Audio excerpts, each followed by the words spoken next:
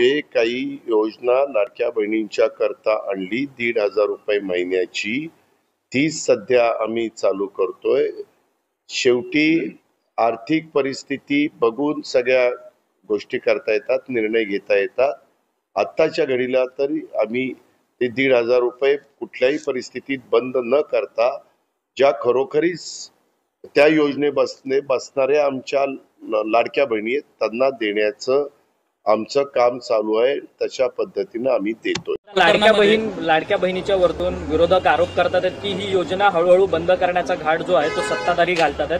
फक्त निवडणुकींच्या पुरता ही योजना जी आहे ती समोर मी यंदाच्या वर्षी माझ्या माहितीप्रमाणे जेवढे अर्थसंकल्पामध्ये तरतूद करायला पाहिजे होती तेवढी तरतूद केलेली आहे। ज्यावेळेस असं काही घडेल त्यावेळेस तो प्रश्न विचारा, आता घडलंय का नाही घडलं। आम्ही ती योजना चालू ठेवणार आहे हे आम्ही सर्वांना सांगतोय।